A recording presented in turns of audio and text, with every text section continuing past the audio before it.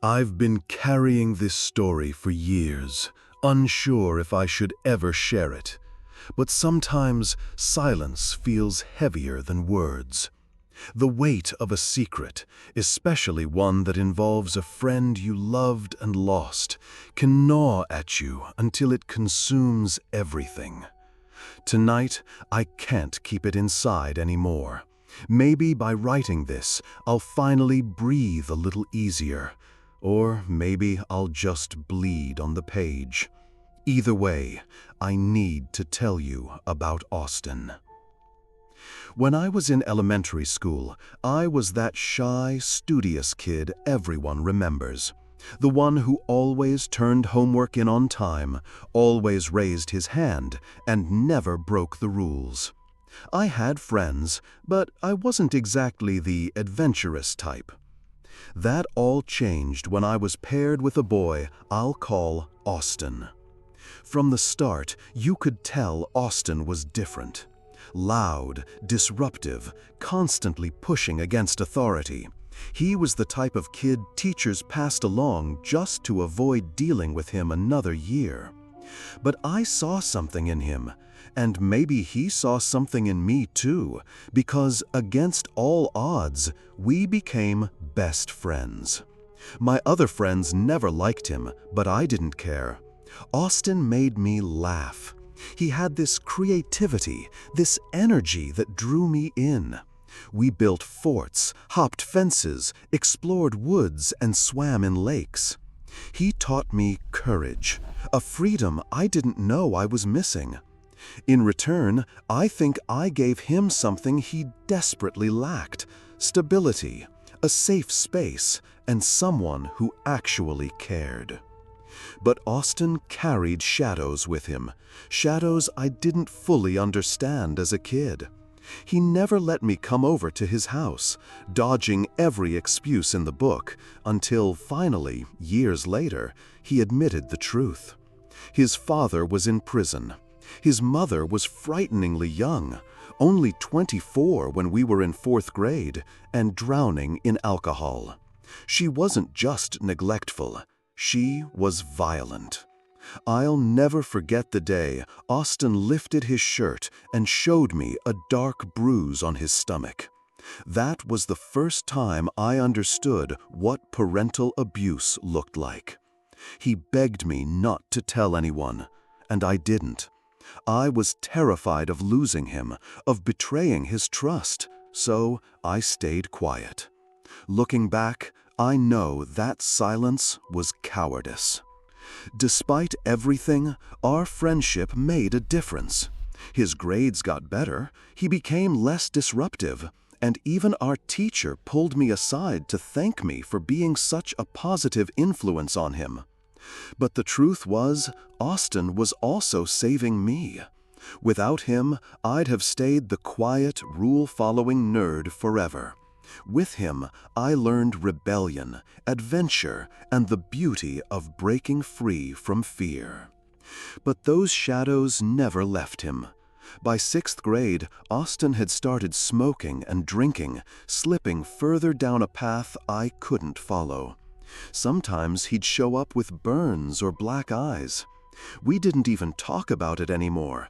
It was like his pain became this silent ghost that haunted our friendship. Then, one day, he told me he was moving away. I didn't realize it then, but that goodbye would be the last time I ever saw him. He left with his abusive mother, and I let it happen. I didn't fight, I didn't tell, I just stood there and watched my best friend disappear. Years later, in college, I tried to find him. I searched social media, thinking maybe we could reconnect, but Austin was nowhere.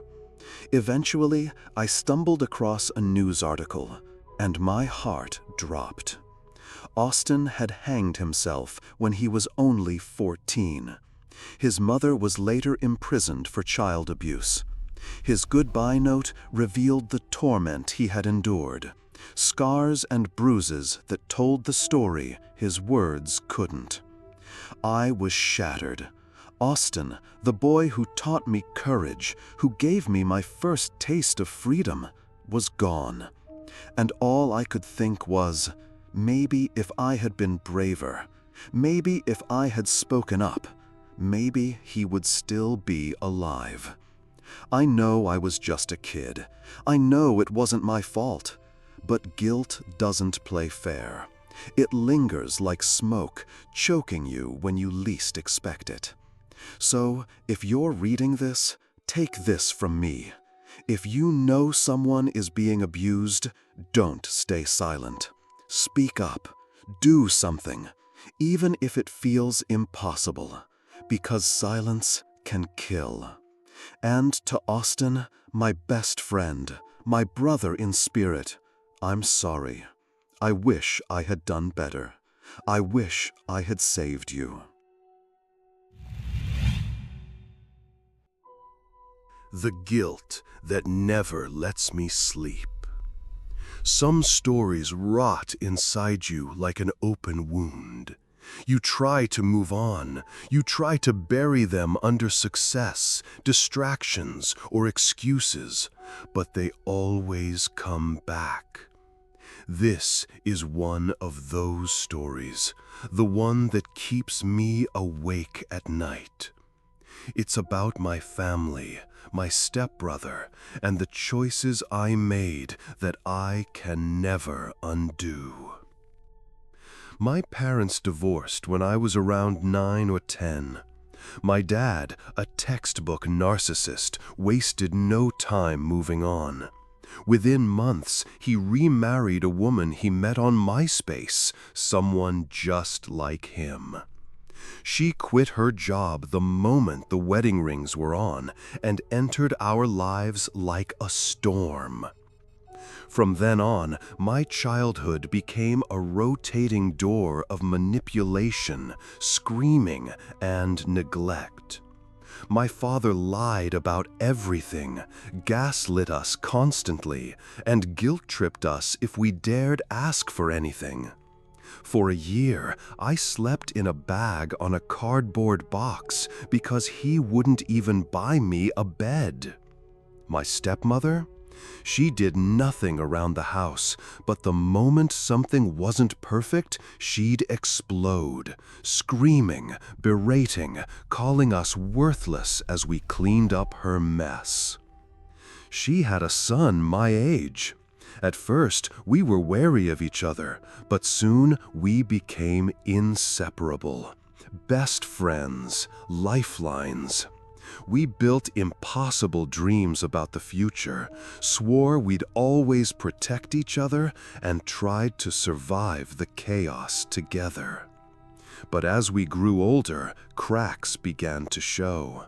He was diagnosed as severely autistic, and later, symptoms of early-onset schizophrenia began to emerge. That house was unsafe for anyone, but for him, it was hell.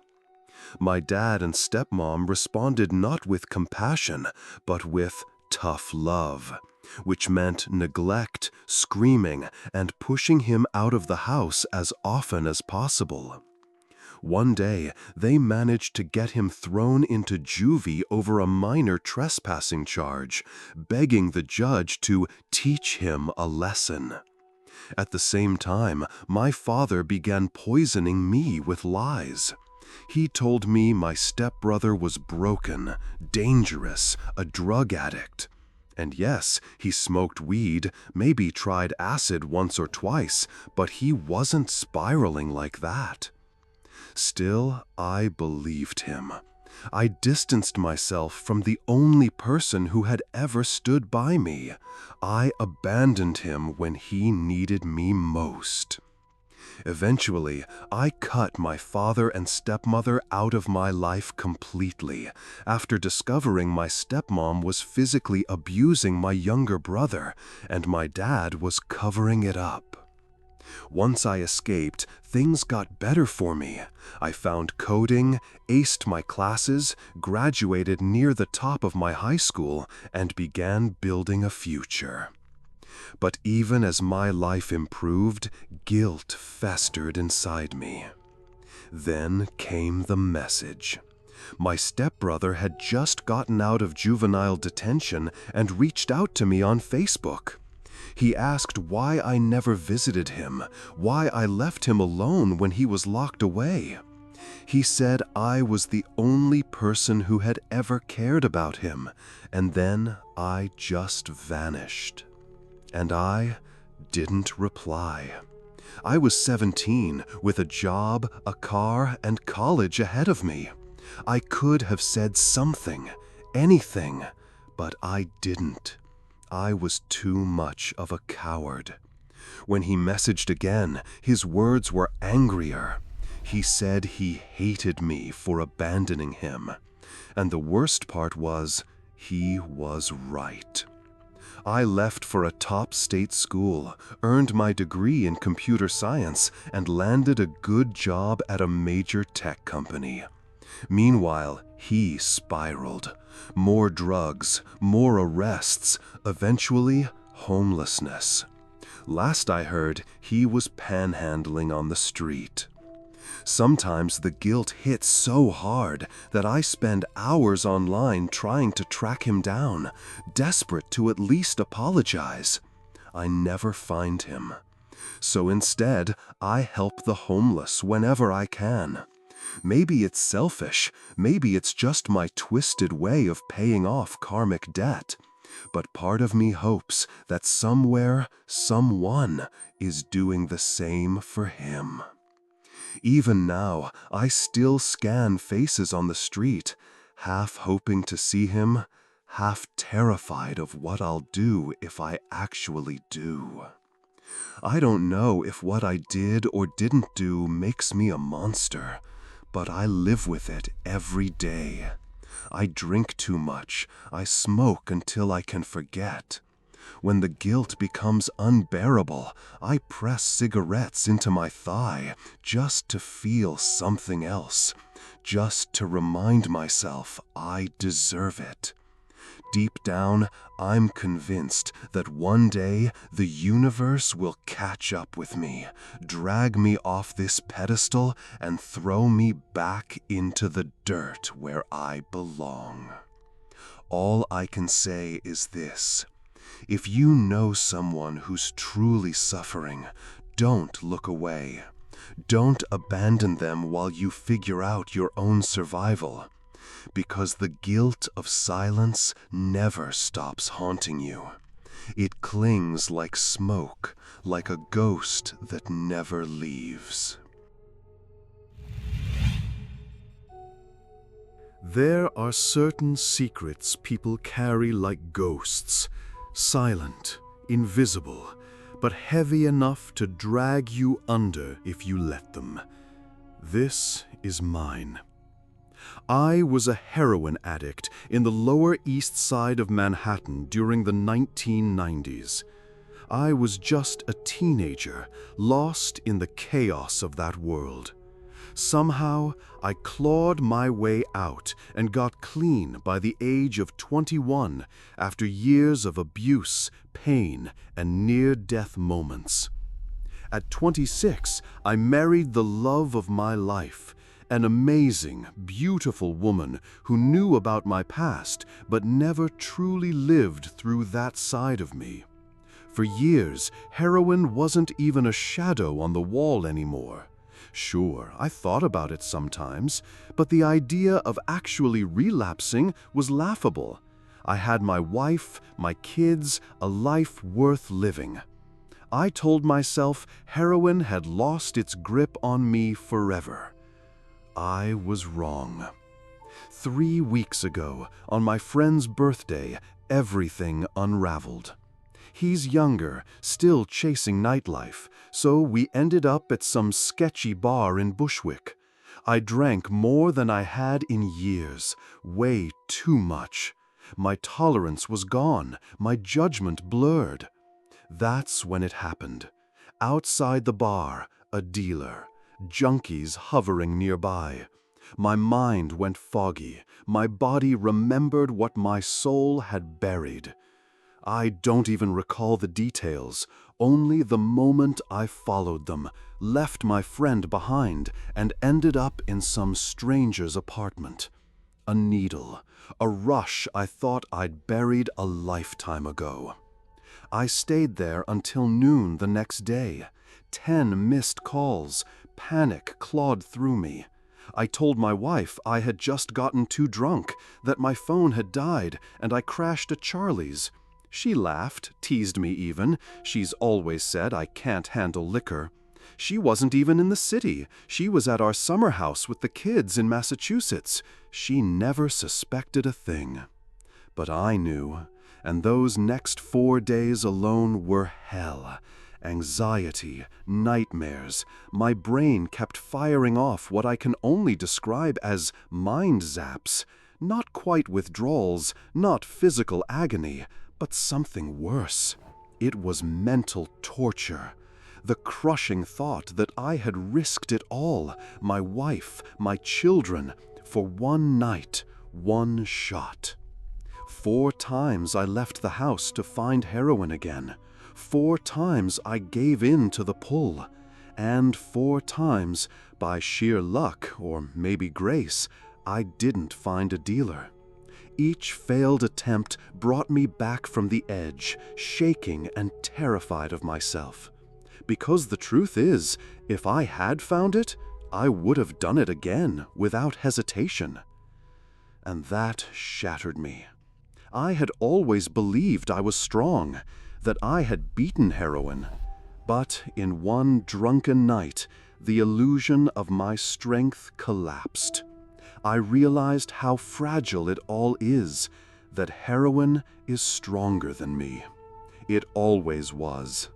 But here's the difference. It isn't stronger than my family, my wife, my children. They are my shield.